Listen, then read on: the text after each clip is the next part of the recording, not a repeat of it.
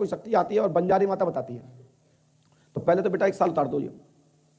गुरुजी कुछ लोगों ने अब शांत रहिए, खोपड़ी मत खाओ। हम पूछने मूछने वाले गुरुजी नहीं है, ठोकने वाले गुरुजी हैं। बेटा पीछे किसको आप कछु पहने तो नहीं है, गले में फंस जाए, मर जाओ तुम। आंखें बंद करिए बेटिया। तत्काल गेट खोल दिया जाए, अमुक शरीर के व्यक्ति की महात्मा को आने दें। 1 2 3 एकदम जैसे मात्र 1 मिनट का टाइम है। उठा पटक होते हुए तत्काल अपनी बात रखें कि आप कौन है, क्यों प्रश्न कर रहे हैं, तत्काल और क्या करना चाहते हैं। इससे काम नहीं चलने वाला, इनकी ठुकाई पिटाई लगाओ।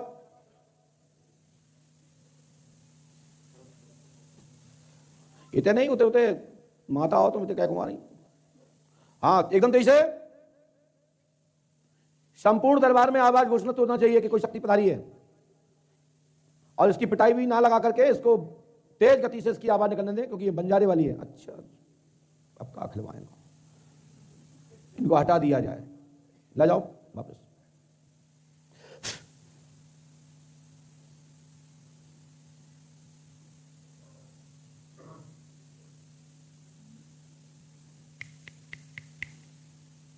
साइलेंट।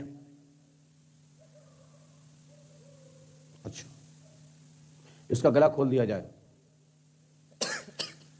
इसके कमर बंधन, पेटी बंधन इत्यादि खोल दिया जाए, नाभि बंधन, कमर बंधन खोल दिया जाए, हथकड़ियां तोड़ दी जाए, जबान, मुख, स्प्रीट।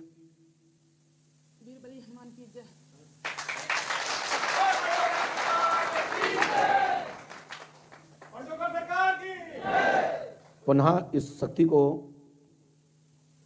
बोलने की क्षमता दे दी जाए परमानेंट। इसको लॉक नहीं करना, अभी हथकड़ी मतकड़ी मत डालना, क्योंकि ये घर से भी नहीं चली थी और उसका पर्चा बन गया था और इसकी शक्तियों को आपने कंट्रोल कर लिया था। तो जब तक नींद पे ना ले जाएं, जब तक मेरी बात ना पूरी हो जाए। आप ये बताइए इस बच्ची को क्यों परेशान कर रहे हैं? माइक लगाइए उसको मुंह से। हे गुरु, मैंने तो कभी परेशान किया ही नहीं, नहीं करूंगी कभी। आप रक्षक हैं? जी, रक्षक भी बनती हूँ समय पर, और समय आने पर बच्चक भी बन जाती हूँ। नहीं देखिए, आप अपनी 2 बात कह चुकी हैं अपनी बात में कि हमने इस बच्ची को कोई परेशानी नहीं किया, लेकिन फिर बच्चक कैसे बनी? नहीं किया, किसी के कहने पे बच्चक बनती हूँ। अच्छा किसी के कहने पर? नहीं तो अभी तो किसी के कहने पर नहीं हो ना, इसे तो हमारे कहने पर चल रही हो।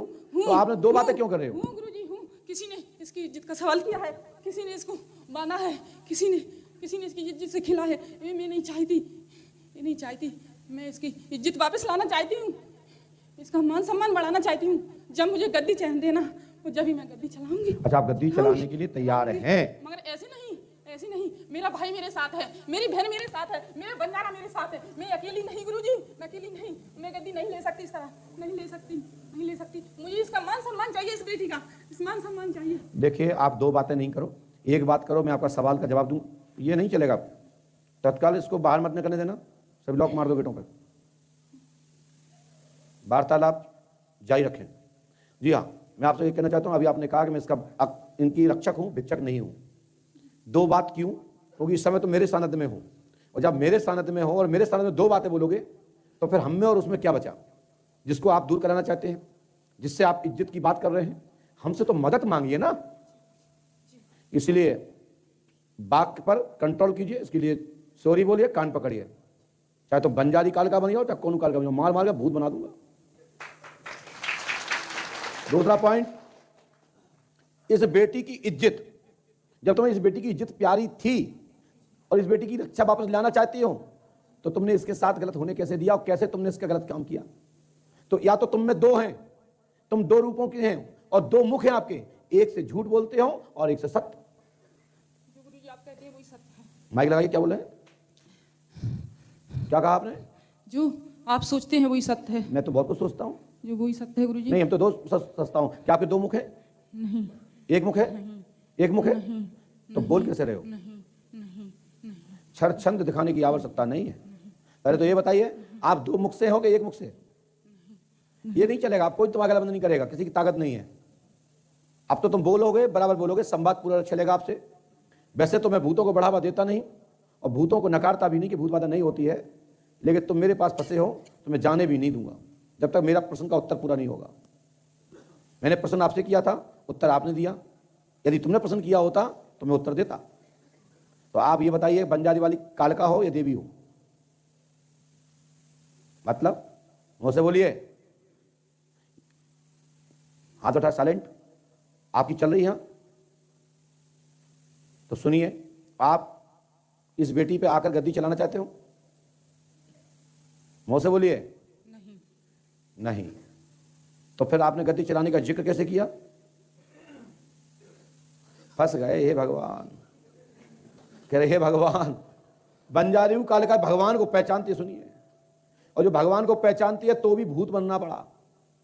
इसलिए भगवान कहते हैं गीता के अंतर्गत, श्रीमद् भागवत महापुराण के अंदर आख्यान आता है, गीता पुराण में भी आता है, गीता में आता है कि जो व्यक्ति जिस रूप में मुझे पहचानता है, जानता है, पूछता है, मैं वो ही हूं। श्री कृष्ण कहते हैं। जी मैं माफी चाहती हूँ। क्या माइक लगाइए? मैं माफी चाहती हूँ।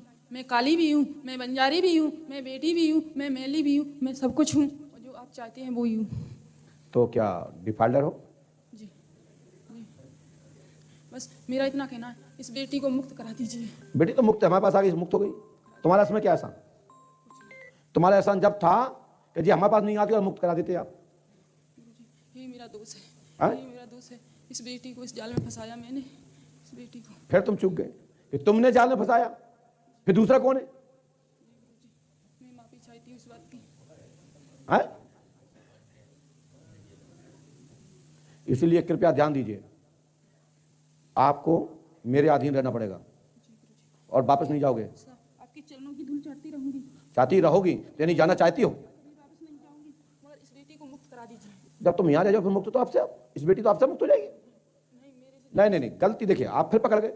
आपने कहा मैं चरणों की धूल चाहती रहूंगी, यानी आती जाती रहूंगी, नंबर एक।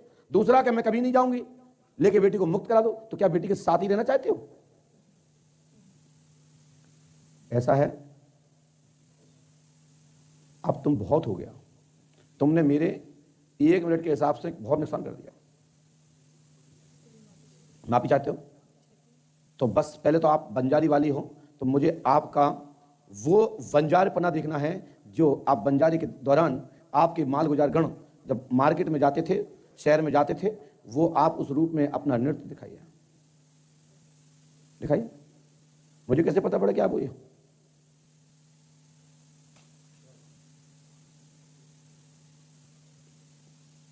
खड़े होके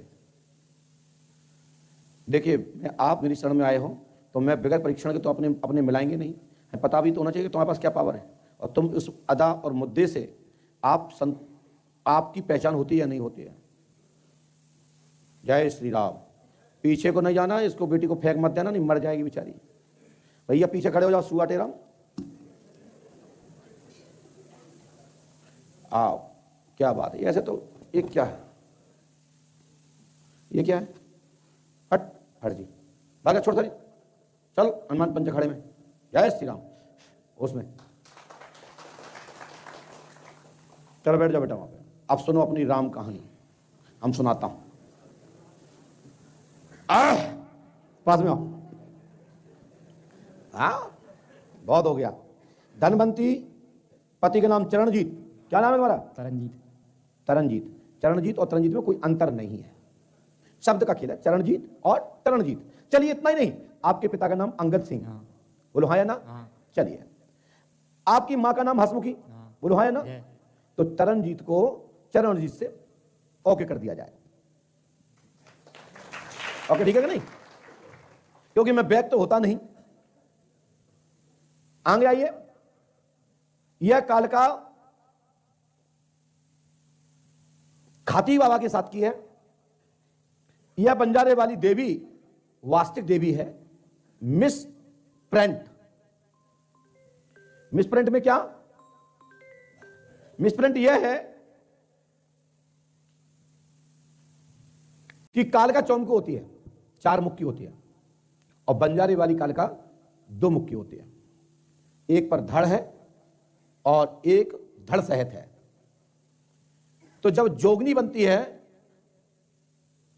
तो जो खप्पर वाली जोगनी है वो बेगा धड़ की है, क्योंकि जो मुंड उतार लिया गए वीरों की पत्नियों सहित महाकाली कालिका ने, मां भगवती पार्वती ने जब जगदम्बा काली का रूप धरा तो वहां पर बड़े बड़े मुंडधारियों को काटा, साथ साथ इनकी पत्नियां आई स्वाग को बचाने के लिए, साथ उनको भी काट दिया। उसमें बंजारे वाली कालिका भी प्रसिद्ध है, जो उत्तर प्रदेश की सीमावर्ती पर कनफरा नाम के देवता के पास इसका स्थान होता है, कुछ बंदिया के साथ में स्थापित है। जो आपके चिरगांव रोड और झांसी के बीच में कुछ बंदिया का स्थान पाया जाता है, जो झांसी क्षेत्र के होंगे वो जानते होंगे, है कि नहीं है? डॉक्टर साहब की लल्ला हो तो धन्यवाद। तो मेरा आपसे कहने का मतलब है, ये कुचबंदिया कालिका जो बंजारे वाली है, ये दुर्गा जी, काली जी, वैष्णो माता, अंबा माता, जगदम्बा या चंडकी, भट्टार की, भट्टानी देवी जिसको बोलते हैं, नहीं है। ये प्रमुख देवियों में से नहीं है, ये योगिनियों में से बंजारी माता है। जैसे कालिका होती है उसी की दूसरी शाखा ये कुचबंदिया के साथ रहने वाली, कनफरा के साथ रहने वाली एक कालिका है। ये व्यक्तिगत कालिका है, समझे ना? जो बंजारे कौम आदि गौड़ों की देवियां होती हैं, जो जंगल में आदिवासी गण रहते थे, जो जंगल में रहने वाली समाज कौम में रहती थी, उनकी कुल देवी यह बंजारे वाली माता है। जो बंजारे को हजार लगा टकवा का जो बंजारे काम करते थे, बंजारे को जाते बंजार बिजनेस करने जाते थे, उनका अब्रेंस मालवा क्षेत्र में रहे तो माल गुजार बजे, और जो यहाँ क्षेत्र में बुंदेलखंड में निकल के आ गए उनको बंजारे कहते हैं। जो मालवा क्षेत्र में है उनको माल गुजार कहते हैं। तो ये कालिका गद्दी चलाना चाहती है, लेकिन गद्दी घर बैठ के चलाना चाहती है, दरबार नहीं लगाना चाहती, जो आएगा उसका भला हो, ऐसा उसने सारांश में अपनी बात रखी।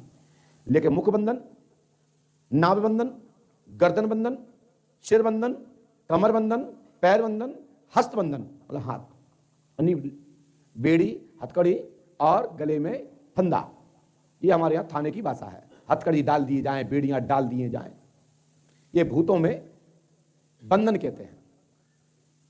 जो पढ़े लिखे पारंती देवी देवता होते हैं वो ये भाषा बोलते हैं। जो साधारण होते कहते हैं हमको बेड़ी डाल दी, बेड़ी डली हमारे, क्योंकि वो अपराधी था, मर गल के वो भूत बन गया, इसलिए वो बेड़ी शब्द का उपयोग कर रहा है। ठीक है ना?